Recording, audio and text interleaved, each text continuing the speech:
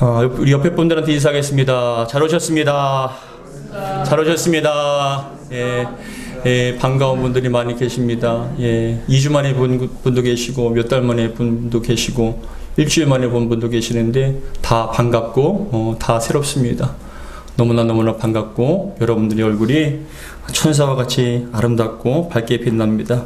우리 주님께서 여러분들을 기쁘게 받아주시고 여러분들의 마음을 축복해 주실 줄 믿습니다.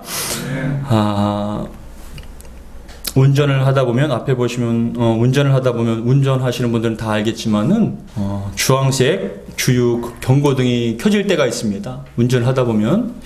근데 그것은 주유 경고등이 켜지는 이유는 무엇이냐면은 기름이 다 떨어져 가니 기름을 채워야 한다는 경고의 의미로 주유 경고등이 켜집니다. 만약 주유 경고등에 켜졌음에도 불구하고 기름을 넣지 않고 계속 운행을 한다면 어느 순간인가 시동이 꺼지고 멈춰지게 되어 있습니다.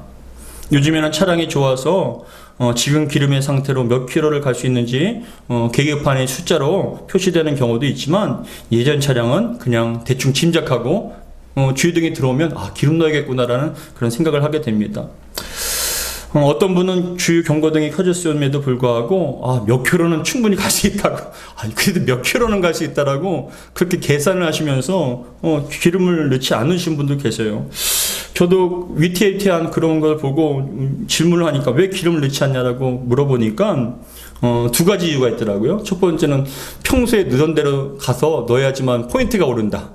그런 분이 계시고, 또 어떤 분은 그래도 그 기름값이 싼 곳을 찾아서 그곳에서 기름을 넣어야 된다. 차이가 그래도 많이 난다라고 그렇게 해서 그런 이유로 기름을 넣지 않는 경우도 있습니다. 각각의 나름대로 이유가 있지만 분명한 것은 경고등이 계속 켜진 상태에서 기름을 채워 넣지 않으면 분명히 설 수밖에 없다는 거예요. 분명히 서게 되어 있다는 것입니다. 아무리 좋은 차라 할지라도 차에 기름이 없으면 아무런 소용이 없습니다. 마찬가지로 우리 신앙에도 기름이 떨어져서는 안 된다는 걸 우리는 알아야 합니다. 만약 신앙과 믿음에 주유 경고등이 켜지면서 불구하고 빨리 기름을 채워 넣지 않으면 그 신앙과 믿음은 멈출 수밖에 없어요. 기름이 떨어지면 자동차가 멈추듯이 신앙과 믿음의 생활도 멈춰질 수밖에 없기 때문에 우리는 날마다 기름을 채워야 합니다.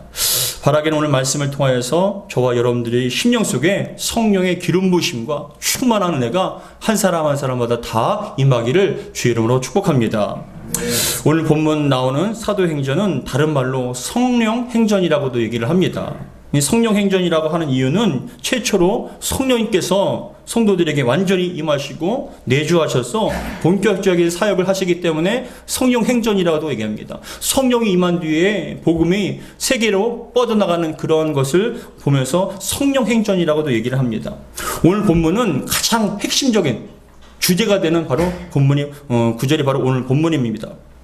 지금 우리는 성령의 시대를 살아가고 있습니다. 성령님은 신약 시대에 오순절 마가다락방에서 갑자기 임하신 것은 아니에요. 사실은 성령님은 구약 때부터 이미 존재하고 계셔요. 세상을 창조할 때 태초에 수면 위에 운행하신 게 성령님이에요. 창세기 1장에 보시면은. 그리고 인간을 창조하실 때도 성령께서 함께 창조하셨고, 봉사를 위해서 사람들에게 지혜와 능력도 허락해 주셨어요. 그리고 선지자들에게 영감을 주셔서 예언하게 하시고, 또 메시아에 대한 예언도 성령의 감동을 통해서 그렇게 하게끔 만드셨어요. 그런데 구약의 성령님과 신약 우리 시대의 성령님과 다른 점은 무엇이냐면은, 구약 시대에는 완전히 내주하지는 않으셨다는 거예요. 필요에 따라서 잠깐 그 사람에게 능력 주시고 은혜를 주셔서 떠났지만은, 이 사도행전에 나오는 오순절 성령님의 임재를 통해서 완전히 내주하시고 우리 안에 완전히 내주하시고 더 이상 떠나지 않으신다는 거예요. 지금도 여러분 사람에는 한 사람 안에는 성령님이 임재하고 계시고 동행하고 계시고 함께 먹고 마시고 있는 줄 믿으시기 바랍니다. 그래서 신약의 시대에는 여러분 안에는 성령의 시대, 우리 안에 완전히 내주하시는 성령님을 경험하면서 살고 있다는 것입니다. 그런데 성령이 임하시기 전에는 예수님께서 오늘 본문의 앞에 보시면은 예수님께서 십자가에서 죽으시고 제자들과 예수님을 따르는 성도들에게 이제 죽으심을 통해서 이제 다 끝났다라고 생각을 했어요. 이제 모든 게 끝났다. 예수님께서 죽었으니까 우리는 더 이상 따라갈 대상도 없고 아무런 의미가 없다라고 생각을 했습니다. 근데 놀랍게도 예수님께서 죽으신 지 3일 만에 부활하셨어요. 부활하신 예수님께서 제자들에게 탁 나타나니까 제자들이 놀라워한 거예요. 너무나 놀라워하며 기뻐했습니다. 그리고 예수님이 부활하신 예수님께서 창자국과 못자국을 보여주면서 내가 말했던 부활이 바로 이것이다. 죽음으로 끝나는 것이 아니라 우리에겐 부활했다. 할렐루야.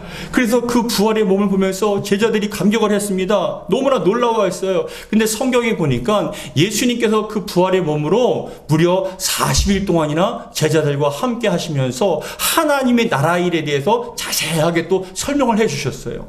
무려 40일 동안이나 제자들에게 또한 성도들에게 보여주시면서 너희가 앞으로 죽음으로 끝나는 것이 아니라 앞으로 하나님 나라에 가서 어떻게 영광을 누리게 될 것이며 어떠한 부활과 영광과 어떠한 삶을 살 것인지를 하나님의 나라에 대해서 자세하게 설명을 해주신 거예요. 그런 다음에 하시는 것이 바로 그 다음 이어서 하신 말씀이 바로 1장 3절의 말씀이에요. 사도행전 1장 3절 같이 한번 읽겠습니다. 우리 사도행전 1장 3절 시작. 그가 고난받은 후에 또한 그들에게 확실한 많은 증거로 친히 살아계심을 나타내사 40일 동안 그들에게 보이시며 뭐라며? 하나님 나라의 일을 말씀하시니라. 예, 너희들이 이곳에 영원한 본향이 아니라 하나님 나라에 영원한 본향이 있다. 부활의 영광을 누리게 될 것이고 하나님의 자녀로서 특권을 누리게 될 것에 대해서 40일 동안 자세하게 말씀을 해주셨어요. 제자들은 감격했습니다. 야, 죽음으로 끝나는 것이 아니구나. 우리도 예수님과 같이 부활의 영광의 몸을 갖고 천국에서 영생을 누리겠구나 것을 기뻐했는데 예수님께서 그 다음에 하신 말씀이 무슨 말씀을 하시냐면 바로 너희들이 해야 할 것이 있다는 거예요. 그러나 너희들이 해야 할 것이 있다. 하나님 나라에 오기 전에 너희들이 해야 할 것이 있는데 그게 무엇이냐면 바로 4절에 나와 있어요. 우리 4절 같이 읽겠습니다. 시작. 사도와 함께 모이사 그들에게 분부하여 이르시되 예루살렘을 떠나지 말고 내게 들은 바 아버지께서 약속하신 것을 기다리라. 뭐라고 당부하십니까? 사도들에게 제자들에게 뭐라고 분부를 하시냐면 예루살렘을 떠나지 말라는 거예요. 왜냐하면 제자들은 예루살렘을 떠나려고 했던 것 같아요. 왜 그러냐면 여러분 제자들의 고향은 갈릴리잖아요. 그리고 예수님께서 사역하셨던 대부분의 사역지가 바로 갈릴리였기 때문에 우리도 주님과 같이 갈릴리에서 사역을 하자라고 떠나려고 했는데 예수님께서 아직 갈릴리로 떠나지 말고 예루살렘을 떠나지 말고 뭐라고 얘기하시냐면은 내게 들은 바 아버지께서 약속하신 것을 기다리라고 얘기하셔요. 아직 기다리라. 아버지께서 약속하신 걸 기다리라. 근데 그게 무엇이냐면 바로 성령님이에요. 아버지의 영, 약속이 성령님을 기다리라고 하시는 것인데 5절에 보니까 좀 더 구체적으로 말씀을 해주십니다. 우리 5절 같이 읽겠습니다. 시작. 요한은 물로 세례를 베풀었으나 너희는 몇 날이 못되어 성령으로 세례를 받으리라 하셨느니라. 아멘. 여러분 성령으로 세례를 받아야만 된다라고 예수님께서 말씀을 해주신 거예요. 아버지께서 약속하신 그것이 바로 성령님인데 성령님으로 요한은 물로 세례를 받았지만 너희들은 이제 성령으로 세례를 받아야 한다라고 말씀을 하세요. 여러분 그러면 중요한 것은 그렇게 말씀하신 다음에 그 다음에 과연 성령의 세례가 무엇일까? 우리가 물로 세례받는 건 물속에 들어가서 나오는 건 이해가 되지만 과연 성령의 세례가 무엇일까라고 궁금했던 거예요. 그런데 6절에 보니까 그 이후에 예수님께서 또 제자들의 모임 가운데 나타나셔서 하시는데 제자들이 물어보는 거예요. 6절 같이 읽겠습니다. 시작. 그들이 모였을 때에 예수께 여쭈어 이르되 주께서 이스라엘 나라를 회복하심이 이때니까 하니 이게 뭐냐면은 제자들은 아직까지도 이스라엘 부활하신 예수님을 보면서 야 주님의 능력이 우리에게 임했으니까 우리는 이제 이스라엘이 그 당시 로마로부터의 통치를 벗어나서 우리가 이제 자유한 나라가 될 것이다. 독립국가가 될 것이다라는 그런 기대를 갖고 있었던 거예요. 근데 예수님께서 말씀하신 하나님의 나라는 이스라엘의 독립이 아니라 죄와 사망의 결박에 묶여있던 우리들, 온 인류는 죄로부터 사망으로부터 결박을 당해서 지옥에 갈 수밖에 없는 지옥의 땔감들이었던 그런 모습이었지만 예수님께서 십자가에서 죽으시고 그 보혈로 말미암아 저와 여러분들이 죄를 사해 주실 뿐만이 아니라 부활하심을 통하여 사망의 권세를 깨뜨리셨다는 거예요. 그랬을 때 우리들에게 복음이 임하게 되고 능력이 임하였을 때 우리는 하나님의 나라의 백성으로서 자녀로서 온전한 나라가 이루어진다는 것을 예수님께서는 말씀하고 계시는 거예요. 근데 그 다음에 이어서 하시는 말씀이 성령의 세례를 받으라고 하신 말씀 다음에 7절에 보시면 또 뭘 말씀하시냐면 우리 7절 같이 읽겠습니다. 시작. 이르시되 때와 시기는 아버지께서 자기의 권한에 두셨으니 너희가 알 바가 아니요 라고 얘기합니다. 너희가 그런 거에 대해서는 관심을 두지 말고 라고 얘기하면서 8절에 보시면 이어서 하신 말씀이 오늘 본문입니다. 오늘 8절 같이 읽겠습니다. 시작. 오직 성령이 너희에게 임하시면 너희가 권능을 받고 예루살렘과 온 유대와 사마리아와 땅끝까지 이르러 내 증인이 되리라 하시니라. 아멘. 할렐루야. 여기서 8절에 오직이라는 것은 그 헬라어로 알라라는 단어인데 이 알라라는 헬라어는 어떤 의미가 있냐면 그러나라는 뜻이 있어요. 그러나 오직이라는 것은 원래 의미는 그러나라는 뜻이에요. 이게 뭐냐면은 너희들이 우리 나라가 독립이 된가 언제 올 것인가 그거에 관심을 갖지 말고 너희들이 집중할 것이 있다는 거예요. 집중해야 할 것이 무엇이냐면 오직 그러나 성령이 너희에게 임하는 것에 관심을 두라는 거예요. 할렐루야. 근데 이 임하시면이라는 이 단어는 해당하는 헬라어는 에펠돈 토스라는 단어인데 이 에펠돈 토스라는 단어는 무엇이냐면은 그런 뜻이 있습니다. 엄습하면 그리고 닥치면이라는 뜻이 있는데 엄습이라는 단어를 제가 찾아보니까 엄습이라는 건 뭐냐면은 겁니다. 엄습하다라는 것은 뜻하지 아니하는 사이에 습격하다. 그러니까 뭐냐면 이게 원래 의미는 뭐냐? 임하신다는 건 뜻하지 않은 때 갑자기 임하신다는 거예요. 누가요? 성령께서 우리가 알지 못하는 시기와 때에 갑자기 마치 적군이 습격하듯이 우리의 심령 가운데 갑자기 임하시게 되는데 근데 중요한 것은 오직 성령이 너에게 갑자기 뜻하지 않은 때 기대하지 않은 때 갑자기 임하시게 되면 뭐합니까? 너희가 권능을 받고라고 얘기하세요. 이때 이 권능이라는 단어가 의미가 무엇이냐면 인격적인 능력, 영적 능력이라는 뜻이 있어요. 무엇이면 성령께서 우리에게 갑자기 예기치 못하게 성령의 세례와 같이 갑자기 임하시게 되면 우리가 영적인 인격적인 권능을 받게 된다는 거예요. 근데 여러분 예수님께서는 왜 우리가 권능을 받아야 된다고 왜 얘기하셨을까요? 여러분들이 예수 믿는 순간 이미 성령께서 임하셨어요. 성령의 거듭남을 통하여 우리는 중생하게 된 것이고 성령이 인침받았어요. 근데 왜 우리가 또 따로 성령의 세례를 받아야 됩니까? 왜 성령의 충만함을 받아야 되고 왜 성령의 기름 부심을 왜 받아야 될까요? 그 이유가 있어요. 무엇이냐면 여러분 예수님 믿어도 세상을 이길 수 있는 힘이 없을 수가 있다는 거예요. 교회를 다녀도 예수님 믿어도 사단 마귀 죄의 유혹을 이길 수 있는 힘이 없을 때가 있잖아요. 여러분들이 예수님 믿었는데도 불구하고 그 속에 성령님이 계심에도 불구하고 여러분들이 때로는 죄질 때 있죠. 음란한 죄, 악한 죄, 어둠의 죄 그리고 그것을 죄를 지면 안 된다라고 분명히 생각하는데 그것을 이길 수 있는 힘이 없어요. 끌려다녀요. 그렇기 때문에 예수님께서 말씀하시기를 성령의 세례를 받아야 된다.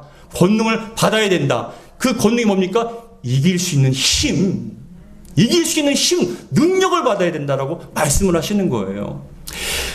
예수님 전에 베드로가 이렇게 얘기했습니다. 예수님께서 제자들에게 뭐라고 말씀하시냐면 내가 이제 곧 십자가에서 죽어야 될 때가 있다. 이제 죽을 날이 가까웠다라고 얘기하니까 근데 베드로와 제자들이 뭐라고 하냐면 특별히 베드로가 뭐라고 얘기하냐면은 그렇게 얘기합니다. 주님, 다른 사람은 다 주님을 버린다 할지라도 저는 절대로 주님을 버리지 않겠습니다. 주님 곁을 지키겠습니다라고 그렇게 얘기하라는 거예요. 그러니까 예수님께서 뭐라고 얘기하시냐면 아니다. 너는 나를 반드시 부인하게 될 것이다.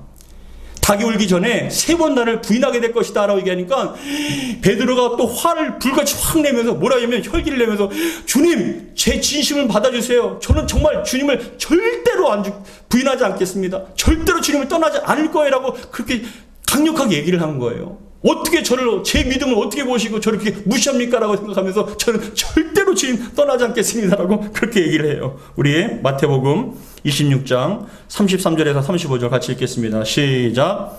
베드로가 대답하여 이르되 모두 주를 버릴지라도 나는 결코 버리지 않겠나이다. 예수께서 이르시되 내가 진실로 내게 이르노니 오늘 밤 닭 울기 전에 내가 3번 나를 부인하리라. 베드로가 이르되 내가 뭐라요? 주와 함께 죽을지언정. 따라하겠습니다. 죽을지언정. 여러분도 얘기하잖아요. 죽을지언정 내가 주님 안 떠나겠습니다. 교회 안 떠나겠습니다. 열심히 신앙생활 하겠습니다. 다 그런 각오가 있잖아요. 근데 죽을지언정 주를 부인하지 않겠나이다 하고 모든 제자도 그와 같이 얘기를 합니다. 절대로 주님 우리는 부인하지 않겠습니다. 근데 여러분 베드로의 이 말은 진심이에요. 진심으로 주님을 사랑했고 진심으로 주님을 따르고 주님을 위해서 죽기까지 주님을 사랑했어요. 근데 여러분 막상 군병들이 와서 예수님을 잡아가니까 누가 먼저 도망갔겠습니까? 제자들이 먼저 도망갔어요. 다 도망갔어요. 그런데 여러분 그나마 양심에 찔려서 베드로가 먼 발치에서 끌려가는 예수님을 바라보는데 근데 한 횃불에서 한 불자리에서 불을 쬐면서 예수님이 어떻게 되나 하고 보는데 조그만 여자아이가 당신 예수님 제자 아닙니까? 내가 본 것 같은데 라고 얘기하니까 그 베드로가 얼굴을 붉히면서 뭐라고 하냐면 내가 예수님의 제자가 아니다 라고 얘기하면서 저주까지 하면서 지금 우리나라로 얘기하면 손에 장을 짓는다는 거예요. 내가 예수님의 제자면 손에 장을 짓는다라고 얘기하면서 나는 절대로 예수님의 제자가 아니다. 저주까지 하면서 예수님을 저주까지 하면서 3번이나 부인하는 거예요. 여러분 잘 봐보세요. 우리의 신앙에 힘이 없으면 이렇게 돼요. 주님의 뜻대로 신앙생활을 하고 싶지만 여러분 안에 성령의 충만함이 없으면 성령의 기름 부으심이 없으면 성령의 세례를 받지 않으면 우리는 얼마든지 넘어지고 쓰러질 수가 있다라는 거예요. 그래서 성령의 세례를 받아야 된다는 거예요. 성령의 충만함을 받아야 된다는 것입니다. 여러분 성령의 충만 받기를 주 이름으로 축복합니다. 그랬을 때 여러분 마태복음 26장 74절에서 75절에 다음과 같이 얘기합니다. 우리 같이 마태복음 26장 74절에서 75절 같이 읽겠습니다. 시작. 그가 조주하며 맹세하여 이르되 나는 그 사람을 알지 못하노라 하니 곧 닭이 울더라. 이에 베드로가 예수님의 말씀에 닭 울기 전에 내가 3번 나를 부인하리라 하심이 생각나서 밖에 나가서 심히 통곡하니라. 여러분 예수님께 너무나 잘 알고 계신 거예요. 우리들의 마음은 주님의 뜻대로 살고 싶죠. 거룩하게 살고 싶고 세상에 끌려가는 것이 아니라 주님과 함께 동행하며 살고 싶은데 힘이 없는 거예요. 근데 중요한 것은 성령께서 임하셨을 때 강력한 세례와 충만함으로 기름 부으심으로 여러분들에게 임하였을 때 능력이 임하게 되는 거예요. 여러분 능력이 임하게 되니까 베드로가 어떤 현상이 벌어지냐면은 그 여자아이의 그 말 한마디에 쓰러져서 나는 주님을 절대로 본다라고 그렇게 자기의 생명을 위해서 저주까지 하면 예수님을 부인했던 베드로가 성령의 세례를 받으니까 성령의 충만함을 받으니까 사람들한테 끌려감에도 불구하고 그 대제사장들 그리고 제사장 앞에서도 당당하게 예수님이 메시아다, 예수님이 우리의 구원자라고 목숨까지도 아끼지 않고 당당하게 선포할 수 있었던 거예요. 왜 그렇습니까? 성령께서 그 영혼에 충만하게 임하니까 힘이 생기는 거예요. 사도행전 4장 8절 같이 읽겠습니다. 시작. 이에 베드로가 성령이 충만하여 이르되 백성의 관리들과 장로들아 라고 얘기하면서 우리 예수님이 너희들이 십자가 못 박히신 그 예수님이 우리의 메시아다, 구원자라고 당당하게 선포하는 거예요. 사랑하는 성도 여러분, 성령의 충만한 받기를 주 이름으로 축복합니다.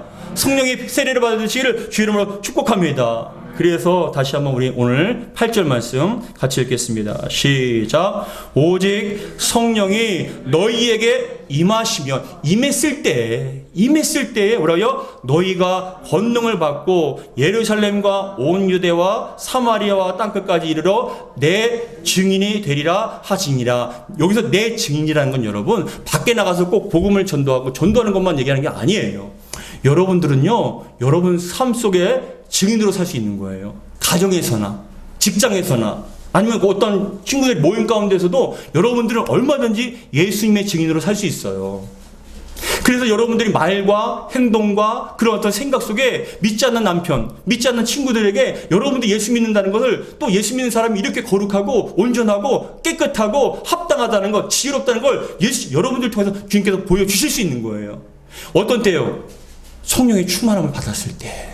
성령의 세례를 받았을 때 기름이 충만하게 되었을 때 여러분 그 사명을 감당할 수 있는 것이에요. 여러분 왜 충만함이 필요하냐면 그거입니다.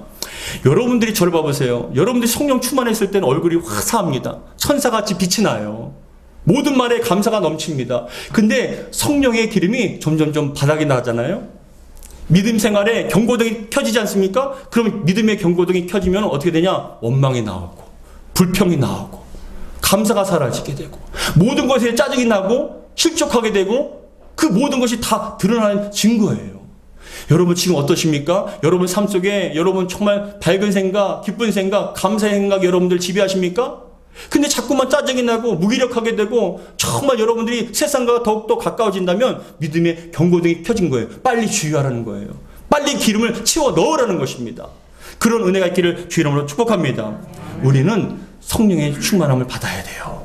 능력을 받아야 해요. 그랬을 때 우리는 세상을 이겨나갈 수 있고 세상에서도 빛과 소금의 역할을 감당하며 살아갈 수가 있는 것이에요. 그렇다면 여러분 성령의 세례는 성령의 충만함은 어떻게 받을 수 있을까요? 성령의 충만함은 어떻게 받을 수 있을까요? 그 받을 수 있는 방법이 있어요. 첫 번째는 그겁니다. 항상 성령 안에서 믿음으로 기도하라는 거예요. 성령 안에서 항상 믿음으로 기도해야 합니다. 우리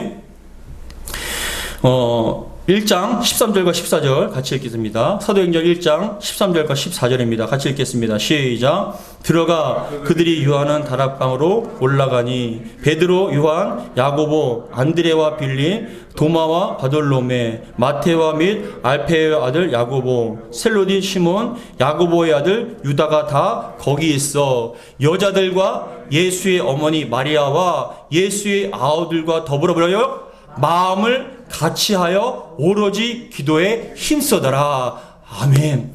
오로지 기도에 힘쓴다는 건 뭐냐면 계속적으로 쉬지 않고 인내를 하며 간절한 마음으로 기도한다는 게 바로 오로지 기도에 힘쓴다는 뜻이에요. 여러분 맨 처음에 아까 말씀드렸죠. 임하시면이란 뜻은 갑자기 엄습하다. 예기치 못하는 상황 가운데 갑자기 임할 수 있는 겁니다. 근데 중요한 것은 우리가 사모하는 마음을 가지고 간절한 마음으로 계속적으로 기도하면 어느 순간인가 여러분 10년 가운데 성령님께서 세례를 베풀어 주십니다. 임하여 주시고 강력한 능력으로 역사해 주실 줄 믿으시기 바랍니다.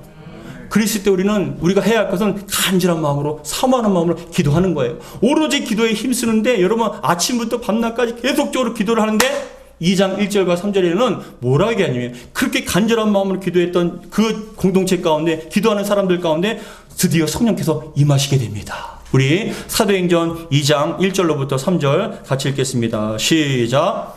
오순절 날이 이미 이름에 그들이 다 같이 한 곳에서 모였더니 호련히 하늘로부터 급하고 강한 바람 같은 소리가 있어 그들이 앉은 온 집에 가득하여 2장 3절 시작. 마치 불의 혀처럼 갈라지는 것들이 그들에게 보여 각 사람 위에 한 사람씩 하나씩 임하여 있더니라고 합니다. 그 다음에 4절 시작. 그들이 다 성령의 충만함을 받고 성령이 말하게 하심을 따라 다른 언어들로 말하기를 시작하니라. 할렐루야. 성령의 충만함은 뭐냐면 내 자아를 성령께서 주관하시는 거예요.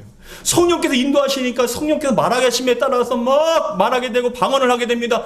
성령의 세례, 성령의 기름 부으심, 성령의 충만함을 받았을 때 우리는 능력 있게 되는 것입니다. 사랑하는 성도 여러분, 간절한 마음으로 기도하시기를 주의 이름으로 축복합니다. 근데 잘 봐보세요. 성경을 보시면은 그렇게 오순절날 성령의 세례 불과 같이 임하셨을 때 그것으로만 끝나는 게 아니에요. 성령의 충만함은 여러분 계속 받아야 돼요. 차에 기름이 여러분 꽉 채웠다고 해서 여러분 운행하다 보면 기름이 떨어지나요? 안 떨어지나요? 떨어지죠. 한 번 채웠다고 계속 가는 게 아니잖아요. 비상등이 켜면 또 어떻게 됩니까? 또 채워 넣어야 되죠. 우리도 마찬가지예요. 한 번 기도했다고 성령 충만함했다고 끝나는 것이 아니라 계속적으로 우리는 기도하고 또 성령의 충만함을 받아야 되는 것이에요. 우리 앞에 보시면은 사도행전 4장 31절 같이 읽겠습니다. 시작. 사도행전 4장 31절 시작. 빌기를 다음에 모인 것이 진동하더니 무리가 다 성령이 충만하여 담대히 하나님의 말씀을 전하니라. 아멘. 이것은 2장에서 성령이 임하신 다음에 시간이 지난 후예요. 근데 다시금 우리가 성령을 간절한 마음으로 충만함을 위해서 간구했다니까 성령께서 또 충만함을 주셔서 담대함을 갖고 힘을 얻어서 또 밖에 나가서 또 사명을 감당하게 되는 거예요. 여러분, 여러분들에게 이런 은혜가 날마다 있기 바랍니다. 날마다 성령의 충만함을 놓고 기도하시기 바랍니다. 여러분 마음속에 성령 주여, 성령의 충만함을 주시옵소서, 성령의 기름 부으심과 성령의 세례를 허락하여 주옵소서라고 날마다 간구할 때 성령께서 여러분 임하시면 세상을 이길 수 있어요. 환경과 상황을 이길 수 있고 문제를 이길 수 있고 그 어려움을 다 이길 수가 있습니다. 어떻게 해요? 성령의 충만함 받았을 때. 근데 성령의 충만함이 사라지게 되면, 기름이 떨어지면 환경에 끌려다녀요. 죄에 끌려다니고 사단에게 끌려다녀서 매일같이 낙심하고 좌절하고 슬퍼합니다. 근데 성령께서 강력하게 임하시면 그 모든 결박을 끊으시고 여러분들을 충만한 승리 가운데 이끌어 주실 줄 믿으시기 바랍니다. 그래서 우리는 사모함을 가지고 성령의 충만함을 위해서 날마다 기도해야 합니다. 두 번째, 우리가 성령에 충만하기 위해서는 지속적으로 예배를 드리고 말씀을 묵상해야 되는 거예요. 여러분, 기도만 한다고 끝나는 것이 아니라 말씀을 통해서도 성령의 충만함을 주셔요. 우리가 말씀을 통해서 은혜를 받습니다. 그건 성령의 기름 부심이 있거든요. 근데 이렇게 예배를 통해서, 저도 아까 맨 처음에 찬양을 할 때 막 찬양을 하면서 성령께서 막 마음을 만져주시니까 눈물이 나고 기뻐하며 주체를 할 수가 없어요. 근데 그렇게 성령의 기름 부심이 있는 예배를 통하여서 우리의 마음에 주님께서 정말 회복시켜 주시고 씻어 주시고 능력을 주시고 소망을 주시는데 어떻게 해요? 예배를 통해서 말씀을 주시는 거, 은혜를 주시는 거예요. 더 나가서 여러분, 요즘에 유튜브가 발달됐으니까, 유튜브가 있으니까 은혜 받았던 말씀을 또 묵상하고 또 듣고, 그 말씀을 듣다 보면 또 은혜가 임하게 되고 성령의 충만함을 받게 되는 거예요. 그렇기 때문에 우리는 말씀을 통해서, 예배를 통해서 날마다 성령의 충만함을 받을 수가 있다는 것입니다. 사랑하는 성도 여러분, 여러분들이 예배에 빠지지 마시고, 여러분들이 정말 이 예배의 자리에, 또 말씀의 자리에 빠지지 마시고 말씀을 들음을 통하여 날마다 성령의 충만함 받기를 주의 이름으로 축복합니다. 그랬을 때 우리는 성령의 기름 부으심이 충만했을 때 우리는 주님의 뜻대로 살 수가 있죠. 세상을 이기고 죄를 이기고 하나님의 뜻대로 온전하게 거룩한 삶으로 세상의 빛과 소금의 역할을 감당하면서 날마다 살 수 있는 것, 성령의 기름 부으심, 세례, 성령의 충만함을 통해서 여러분들에게 은혜와 능력이 임하게 된다는 것입니다. 사랑하는 성도 여러분, 전 여러분들이 그렇게 날마다 성령이 충만하고 기름 부으심과 성령의 세례를 통해서 정말 주님께서 주시는 은혜를, 능력을 충분히 받아서 이 세상에서 주님의 뜻대로 살아가는 저와 여러분 되기를 주님 축복합니다. 사랑하는 성도 여러분, 지금 혹시 여러분들의 신앙과 믿음의 기름이 경고등이 켜지지는 않았습니까? 잘 들으세요. 성령의 세례를 받지 못하고 충만함이 없는 사람들은 나타나는 현상이 있어요. 무엇이냐면 그겁니다. 자꾸만 부정적이 될 뿐만이 아니라 성경에서 뭘 얘기하냐면 직분과 신앙의 연수가 그 사람을 책임지지 않는다는 거예요. 아무리 직분이 있어도요, 저도 목사를 할지라도 성령 충만함을 받지 못하면 실족할 수 있고 신앙을 포기할 수가 있어요. 신앙의 연수가 그 사람을 책임져 주는 게 아니에요. 기름을 넣어야 돼요. 성령의 기름을 충만하게 넣었을 때 우리는 그 직분과 신앙의 연수와 상관없이 주님의 뜻대로 살 수가 있다라는 것입니다. 그렇게 해서 예수님께서 말씀하시기를, 너희는 예루살렘을 떠나기 전에 가장 먼저 해야 할 게 뭐냐? 먼저 성령의 충만함을 받아라. 성령의 세례를 받아라. 여러분들이 그런 은혜가 이 아침에도 이 마음을 통하여, 충만함을 통하여 여러분들이 각자의 처소에서도 세상의 빛과 소금의 역할을 잘 감당하며 승리하는 저와 여러분 되기를 주님으로 축복합니다. 기도하겠습니다. 아버지 하나님 감사드립니다. 오늘도 귀한 말씀 주시면 감사합니다. 이 자리에 앉아 있는 모든 성도들에게 성령의 기름 부으심과 충만함과 세례가 임하기 원합니다. 오직 성령이 너에게 임하시면 권능을 받고라고 말씀하셨습니다. 인격적인 성령 하나님, 우리에게 권능을 허락하여 주옵소서. 영의 권능을 허락하여 주시옵소서. 우리의 싸움은 혈과 육의 싸움이 아님을 고백합니다. 성령의 충만함 받고 능력 받아야 우리는 주님의 뜻대로 살 수 있음을 고백하오니 이 시간 한 사람도 빠짐없이 성령의 충만함을 허락하여 주시옵소서. 우리 주 예수 그리스도로 기도하옵나이다. 아멘.